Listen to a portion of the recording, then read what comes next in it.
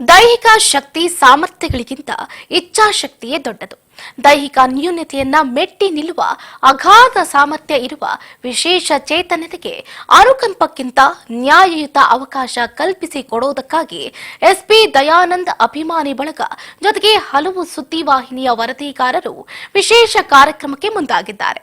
ಹಾಗಾದ್ರೆ ಏನು ಆ ಕಾರ್ಯಕ್ರಮ ಅಂತೀರಾ? ಆ ಕುರಿತ ಒಂದು ಕಂಪ್ಲೀಟ್ ವರದಿ ಎಲ್ಲಿದೆ ನೋಡಿ. ಅವರು ವಿಶೇಷ ಚೇತನ ಮಕ್ಕಳು. ಎಲ್ಲರಂತೆ ಎಲ್ಲ ಅಂಗಗಳು ಸದೃಢವಾಗಿಲ್ಲದಿದ್ರೂ ಯಾರಿಗೇನೂ ಕಡಿಮೆ ಇಲ್ಲದಂತೆ ಬದುಕಬೇಕು.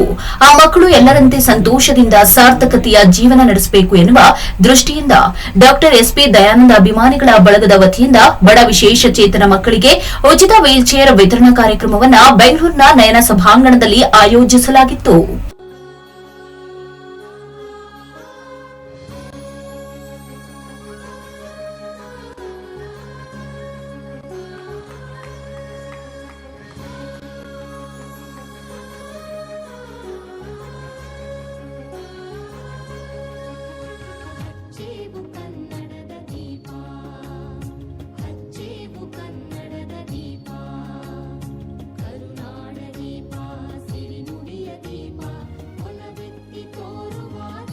ನಿನ್ನಯ ಕೊರಳಿನ ಮಾಲೆ ಕಪಿಲ ಪತಂಜಲ ಗೌತಮ ಜಿನನುತ ಭಾರತ ಜನನಿಯ ತನುಜಾತೆ ಜಯ ಹೇ ಕರ್ನಾಟಕ ಮಾತೆ. ಹೌದು, ವಿವಿಧ ಸುದ್ದಿವಾಹಿನಿಯ ಸುಮಾರು 10 ರಿಂದ 15ಕ್ಕೂ ಹೆಚ್ಚು ವರದಿಗಾರರು ಸೇರಿಕೊಂಡು ಬೀದಿ ಬೀದಿ ಸುತ್ತಿ ಎಲ್ಲಿ ಅಗತ್ಯ ಇರುವ ವಿಶೇಷ ಚೇತನ ಮಕ್ಕಳನ್ನ ಹುಡುಕಿ ಸರ್ವೆ ಮಾಡಿ 30ಕ್ಕೂ ಹೆಚ್ಚು ಮಕ್ಕಳನ್ನ ಗುರುತಿಸಿ ಈ ವೀಲ್ ಚೇರ್ ವಿತರಿಸುವ ಕಾರ್ಯ ಮಾಡಿದ್ದಾರೆ. ಇದಕ್ಕೆ ಎಸ್ಪಿ ದಯಾನಂದ್ ಅಭಿಮಾನಿ ಬಳಗ ಬೆನ್ನೆಲುಬಾಗಿ ನಿಂತಿದ್ರು. ಇವತ್ತು ನಾವೆಲ್ಲರೂ ಸಾಕ್ಷಿ ಆಗ್ತಾ ಇರೋದಕ್ಕೆ ನನಗೆ ತುಂಬಾ ಸಂತೋಷ ಆಗ್ತಾ ಇದೆ. ಇಲ್ಲಿ ಪ್ರಮುಖವಾಗಿ ನಾನು ಫಾರೂಕ್ ಅಂಡ್ ಟೀಮ್ಗೆ ಅಭಿನಂದನೆಯನ್ನು ಸಲ್ಲಿಸ್ತೀನಿ.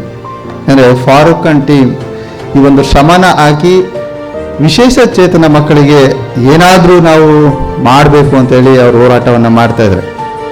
ಇದರಲ್ಲಿ ಫಾರೂಕ್ ಅವನ ಸ್ವಾರ್ಥನೂ ಇದೆ ಅಂತಲೇ ಹೇಳ್ತೀನಿ ನಾನು.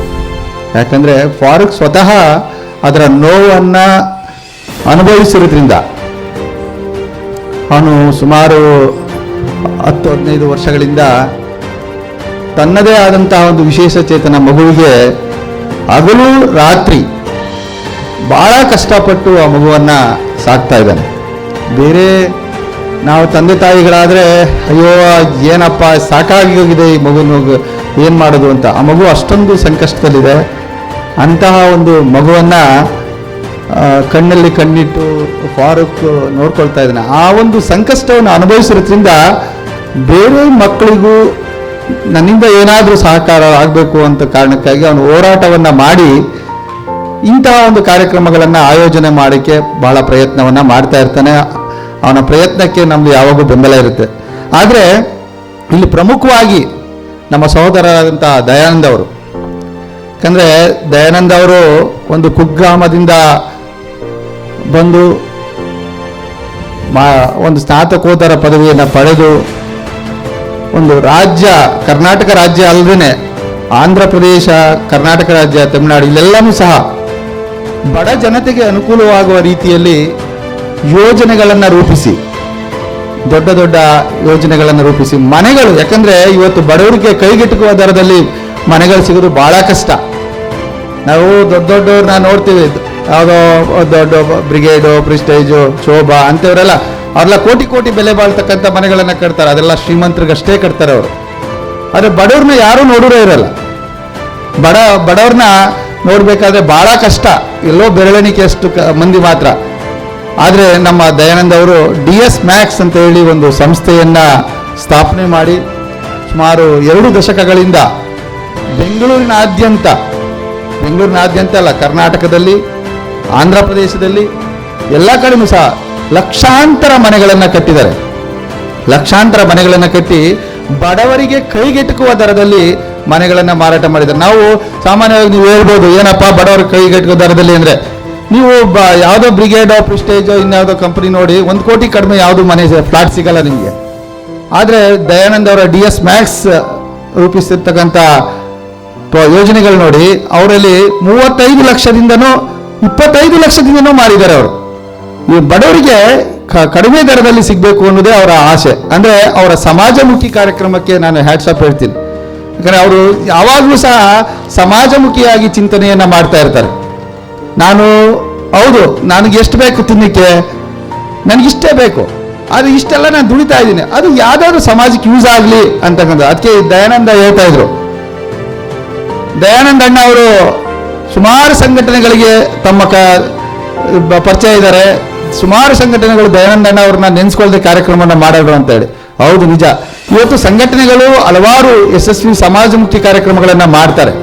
ಆ ಸಮಾಜಮುಖಿ ಕಾರ್ಯಕ್ರಮಗಳಿಗೆ ಕೈ ಜೋಡಿಸ್ತಕ್ಕಂತಹ ಕೆಲಸವನ್ನ ಯಾರೋ ದೊಡ್ಡ ದೊಡ್ಡ ಬಿಲ್ಡರ್ಸ್ಗಳು ಯಾರೂ ಮಾಡಲ್ಲ.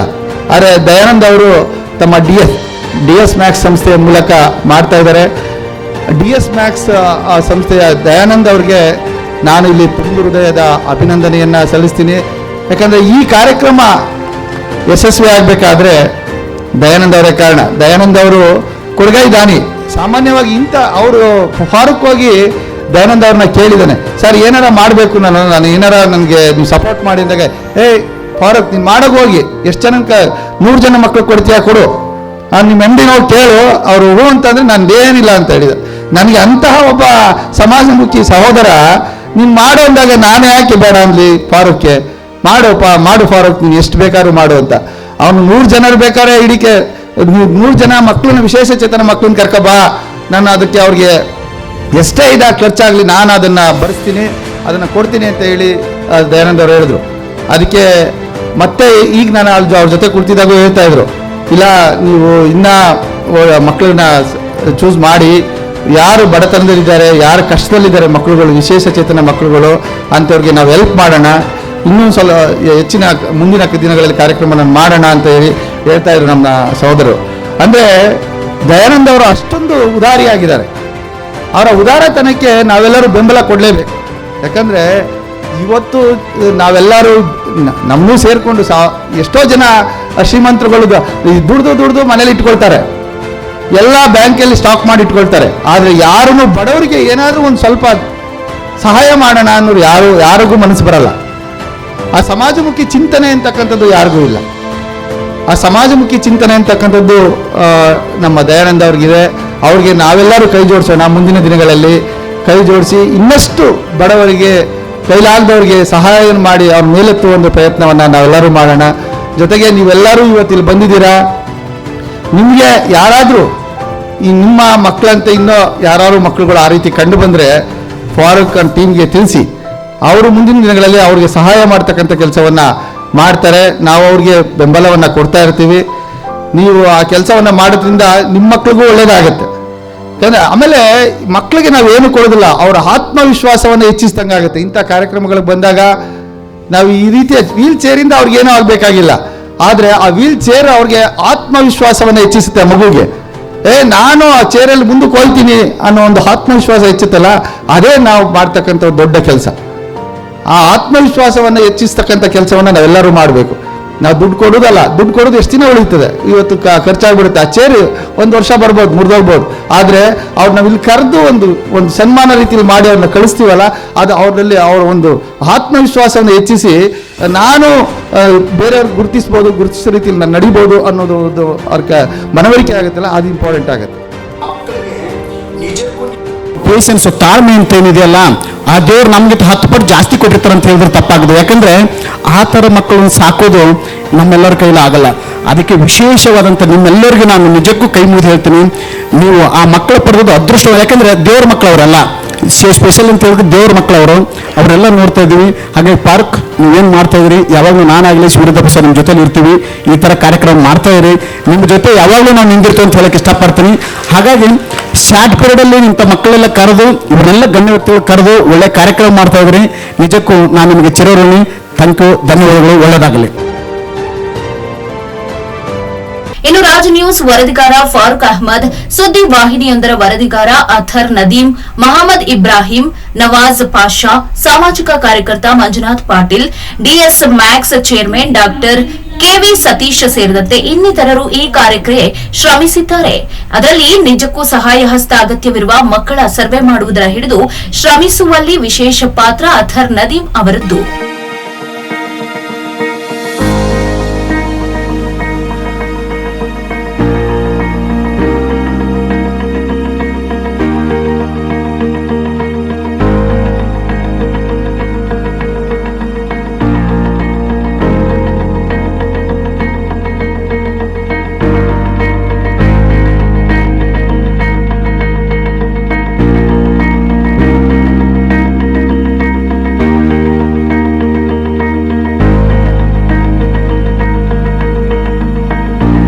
But ಇದು purely for the handicapped kids I came, and I'm very happy to meet everyone who is on the stage. And purely social intention ಜೊತೆ ಫಾರೂಕ್ ಅವ್ರು ಹೇಳಿದ್ರು ಬನ್ನಿ ಈ ಮಕ್ಕಳಿಗೋಸ್ಕರ ಯಾರು ಬರ್ತಾ ಇದ್ದಾರೆ ಹ್ಯಾಂಡಿಕ್ಯಾಪ್ ಮಕ್ಕಳು, ಸ್ಪೆಷಲ್ ಮಕ್ಕಳು ಅಂತ ನಾನು ಹೇಳಲಿಕ್ಕೆ ಇಷ್ಟಪಡ್ತೀನಿ. And it's really a good thing that you are doing sir. Congratulations. And ಇಂಥ ಒಂದು ಕಾರ್ಯಕ್ಕೆ ತುಂಬ ಕಮ್ಮಿ ಜನ ಕೈ ಹಿಡಿತಾರೆ ಈ ಕಾಲದಲ್ಲಿ. ಏನಾದರೂ ಕಾಂಟ್ರವರ್ಸಿ ಆದರೆ ಫುಲ್ ಪೇಜ್ ಆರ್ಟಿಕಲ್ ಬರುತ್ತೆ, ಇಷ್ಟು ಒಳ್ಳೆ ಕೆಲಸ ಮಾಡಿದ್ರೆ ಇಷ್ಟು ಫೋಟೋ ಬರುತ್ತೆ, ಇಲ್ಲಾಂದರೆ ಅದು ಬರಲ್ಲ. ಕಾಲ ಹಂಗಾಗೋಗಿದೆ. ಬಟ್ ಈ ಕಾಲದಲ್ಲಿ ಒಳ್ಳೆ ಜನ ಇದ್ದಾರೆ. ಸೊ ಈ ಒಳ್ಳೆ ಕೆಲಸಕ್ಕೆ ನಾನು ಯಾವಾಗಲೂ ಬಂದೇ ಬರ್ತೀನಿ. ನಿಮ್ಮೆಲ್ಲರ ಆಲೋಚನೆ ಮುಂದೆ, ನಿಮ್ಮೆಲ್ಲರ ಒಂದು ನಾಲೆಡ್ಜ್ ಮುಂದೆ ನಾನು ತುಂಬ ಚಿಕ್ಕವಳು. ಆದರೂ ಇಲ್ಲಿ ಕರೆದಿದ್ದೀರ ನನ್ನನ್ನು. ಇದನ್ನು ನಾನು ತುಂಬ ದೊಡ್ಡ ಗೌರವವಾಗಿ ತಗೊಳ್ತೀನಿ. ಪ್ರತಿಯೊಂದು ಜೀವಿಗೂ ಚಲನೆ ಅನ್ನೋದು ತುಂಬ ಮುಖ್ಯ ಅಂತೆ. ಯಾಕೆ ಅಂದರೆ ಅದು ಒಂದು ಧೈರ್ಯ, ಸ್ವಾತಂತ್ರ್ಯ ಅದೆಲ್ಲವೂ ಕೊಡುತ್ತೆ. ಆ ಚಲನೆನೇ ಇಲ್ಲ ಅಂತಂದರೆ ತುಂಬ ಕಷ್ಟ. ಸೊ ಆ ಧೈರ್ಯ ತುಂಬಿಸ್ತಾ ಇದ್ದೀರ ನೀವು ಪ್ರತಿಯೊಂದು ಮಕ್ಕಳಿಗೂ. ಸೊ ಐ ಹಾರ್ಟ್ಲಿ ಕಂಗ್ರ್ಯಾಚುಲೇಟ್ ಯಾರ್ಯಾರು ಇದರ ಹಿಂದೆ ಕೆಲಸ ಮಾಡ್ತಿದ್ದೀರಾ ಅವರು ಎಲ್ರಿಗೂ ನನ್ನ ಕಡೆಯಿಂದ ತುಂಬ ಧನ್ಯವಾದ ಅಂತ ಹೇಳ್ತೀನಿ. ಆ್ಯಂಡ್ ಪ್ರತಿಯೊಬ್ಬರಿಗೂ ಹೆಲ್ಪ್ ಮಾಡಬೇಕು ಅನ್ನುವಂತಹ ಆಲೋಚನೆ ಎಲ್ರಿಗೂ ಇರುತ್ತೆ. ಆದರೆ ಆ ಮನಸ್ಸು ತುಂಬ ಕಮ್ಮಿ, ಮಾಡಲೇಬೇಕು ಅನ್ನೋ ಮನಸ್ಸು, ದೃಢ ನಿರ್ಧಾರ ಇದೆಲ್ಲ ತುಂಬ ಕಮ್ಮಿ ಜನ. ಸೊ ಆ ನಿರ್ಧಾರ ತಗೊಂಡಿದ್ದಕ್ಕೆ ತುಂಬ ಥ್ಯಾಂಕ್ ಯು ಸರ್. ನನ್ನನ್ನು ಪಾರ್ಟ್ ಮಾಡಿರೋದಕ್ಕೆ ಬಹಳ ಬಹಳ ಧನ್ಯವಾದ ಅಂತ ಹೇಳ್ತೀನಿ. ಇಂಥ ಒಂದು ಕಾರ್ಯಕ್ರಮಕ್ಕೆ ಇವೆಲ್ಲವನ್ನು ಕೊಟ್ಟಂತ ಪುಣ್ಯಾತ್ಮರಿಗೆ ಮೊದಲು ನನ್ನ ವಂದನೆಗಳು. ಯಾಕಂದ್ರೆ ನೀವು ಕಾರ್ಯಕ್ರಮಕ್ಕೆ ಬಂದಿದ್ದೀರಿ, ನಿಮ್ಮಿಂದ ಏನಾದರೂ ಈ ಮಕ್ಕಳಿಗೆ ಸಹಾಯ. ನಾನು ಇವತ್ತಲ್ಲ, ಕಳೆದ 40 ವರ್ಷದಿಂದ ಯಾವುದೇ ಒಂದು ಹ್ಯಾಂಡಿಕ್ಯಾಪ್ ಚೈಲ್ಡ್ ಆಗಲಿ ಹ್ಯಾಂಡಿಕ್ಯಾಪ್ ಪರ್ಸನ್ಗೆ ಫ್ರೀ ಆಪರೇಷನ್ ಮಾಡಿದ್ದೀನಿ. ನಾನು ಇದನ್ನು ಕಂಟಿನ್ಯೂ ಮಾಡ್ತೀನಿ. ಐ ಆಮ್ 70 years ಓಲ್ಡ್ ನಾವು. ಅಂಥ ಮಕ್ಕಳಿಗೆ ಏನಾದರೂ ಆರೋಗ್ಯದ ಬಗ್ಗೆ ಏನು ಬೇಕಾದರೂ ಕೂಡ ನನ್ನ ಸ್ವಂತ ಎಫರ್ಟ್ನಿಂದ ಅವ್ರಿಗೆ ಆಗುವಂಥ ಸಹಾಯ ಮಾಡ್ತೀನಿ. ಯಾಕಂದರೆ ಈ ಕಾರ್ಯಕ್ರಮಕ್ಕೆ ಕರೆದಂಥ ನದೀಮ್ ಅವ್ರನ್ನ ನಾನು ಭಾಳ ವರ್ಷದಿಂದ ಆತ್ಮೀಯರು ನಾವಿಬ್ಬರು ಕೂಡ. ಇಂಥ ಕಾರ್ಯಕ್ರಮಗಳು ಸಮಾಜದಲ್ಲಿ ಆಗಿಂದಾಗೆ ಆಗಬೇಕು. ಇಂಥ ಕಾರ್ಯಕ್ರಮಗಳಿಗೆ ನಮ್ಮಂಥ ವೈದ್ಯರು, ಇಂಥ ಸಿನಿಮಾ ಸೆಲೆಬ್ರಿಟಿಗಳು, ಸಾಮಾಜಿಕ ಗಣ್ಯರು ತುಂಬ ಜನ ಎಲ್ಲ ಇಂಥ ಮಕ್ಕಳನ್ನ ಸಾಕೋದು ಎಷ್ಟು ಕಷ್ಟ ಅಂತ ನನಗೆ ಚೆನ್ನಾಗಿ ಗೊತ್ತಿದೆ. ಸ್ವಂತ ನನ್ನ ಅಣ್ಣ ಮಗು, she is an handicapped child, ನಾನೇ I am taking care of that child. ನಿಮ್ಮ ಕಷ್ಟಗಳು ನಮ್ಗೆ ಅರ್ಥ ಆಗುತ್ತೆ. ಆದರೆ ಎಲ್ಲೋ ಇಂಥ ಸಾಮಾಜಿಕ ಕಾರ್ಯಕರ್ತರ ಇಂಥ ಒಳ್ಳೆಯ ಕೆಲಸದಿಂದ ನಿಮಗೊಂದು ಎಲ್ಲೋ ಒಂದು ಹೆಲ್ಪ್ ಆಗುತ್ತೆ. ಅದನ್ನು ನೀವು ಖುಷಿ ಪಡಿ ಅಂತ ಹೇಳಿ ಈ ಮಕ್ಕಳನ್ನ ಚೆನ್ನಾಗಿ ನೋಡ್ಕೊಳ್ಳಿ. ದೇ ಆರ್ ದೇವರುಗಳಿದ್ದಂಗೆ ಆ ಮಕ್ಕಳುಗಳು, ಹ್ಯಾಂಡಿಕ್ಯಾಪ್ಡ್ ಚಿಲ್ಡ್ರನ್.